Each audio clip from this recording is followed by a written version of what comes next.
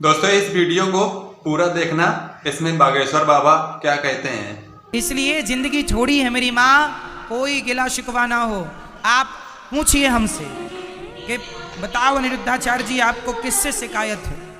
मैं आपको बता दूं, मुझे अपनी जिंदगी में मुझे किसी से कोई शिकायत, सही बात है, कोई शिकायत नहीं। आप सारी जिंदगी शिकायत पूरा जरूर देखना।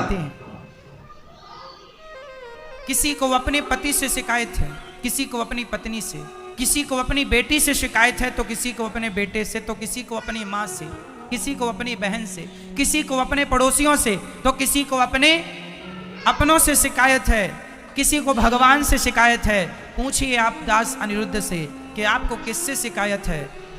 भक्तों दिल से कहता हूँ, ठाकुर जी गवाह हैं इस बात के कि मैंने कभी किसी कोई शिकायत है ही नहीं जीवन में। ना मुझे आपसे शिकायत है, ना मेरे कन्हैया से मुझे कोई शिकायत है, ना पत्नी से शिकायत, ना पिता से शिकायत, ना माँ से, ना पुत्रों से, ना दोस्तों से, ना अपने आप से।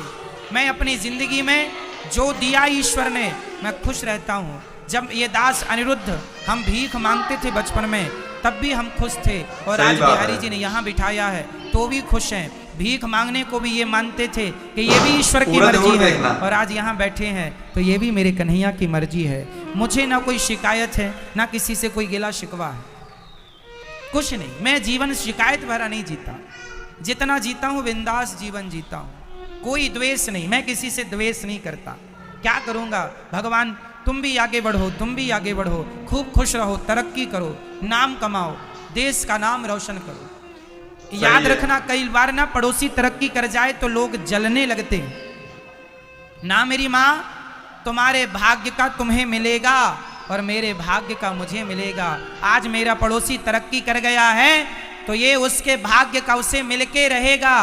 तुम्हारे भाग्य में जो है वो तुम्हें मिल रहा है। जलने से तुम पा क्या लोगे। मेरा पड़ोसी 2 करोड़ की गाड़ी खरीद के ले आया, बंगला खरीद लिया, तो क्या मेरा जलने से मैं उसकी बराबरी कर लूंगा? नहीं मेरी माँ, उसके भाग्य का वो खा रहा है और मेरे भाग्य का। कई बार बड़ा भाई तरक्की कर जाए तो छोटा भाई ही देखने लग जाता है, अरे ये तरक्की कर गया।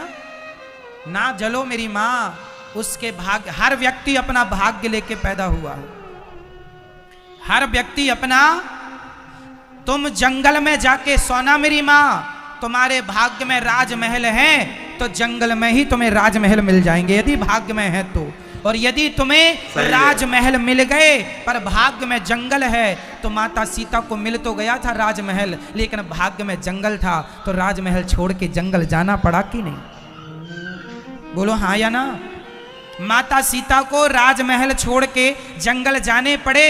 जिनका पति भगवान मर्यादा पुरुषोत्तम राम है, उनकी पत्नी जंगल की लकड़ियां काट रही हैं। अपना भाग्य जो लेके आया है भोगना पड़ेगा, चाहे वो भाग्य माता सीता का ही क्यों ना हो। माता कुंती के बारे में महाभारत में लिखा है, उन्हें भीख मांगनी पड़ी थी। तुम्हारे भाग्य में भीख मांगना लिखा पूरा जरूर देखना, तो मांगना पड़ेगा मेरी माँ। तुम्हारे भाग्य में राजपाट लिखा है, मिलेगा, कहीं नहीं जाने वाला तुम्हारे भाग्य का। तुम कर्म करो, भगवान पर विश्वास रखो, परेशान होने की जरूरत नहीं, खुश रहा करो, बिंदास जीवन जिया करो। जो भाग्य में है वो खुद आएगा। हाँ, कर्म करना है, मन लगाना है, काम करना है। कर्म प्रधान विश्व करी रखा, कर्मण्यवादी कारस्ते, कर्म करते। अब आप हमसे सवाल कर सकते हैं, महाराज जी ये भाग्य क्या है? तो भाग्य सुनो, आपका ही किया हुआ अच्छा बुरा कर्म, आज का कर्म कल के लिए भाग्य है। आज का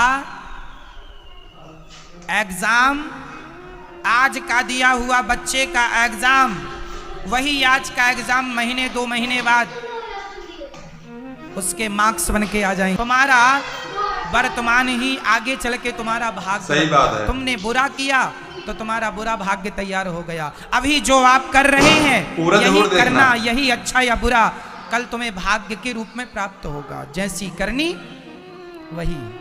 तो तुम्हारे भाग्य में अमीरी है, मिलके रहेगी, और गरीबी है, मिलके रहेगी।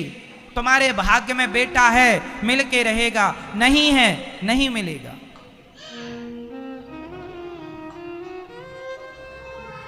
इसलिए सही है। मिल रहा है तो ईश्वर की मर्जी मानो, और नहीं मिल रहा है उसमें भी ईश्वर की, क्योंकि भाग्य विधाता कृष्ण है।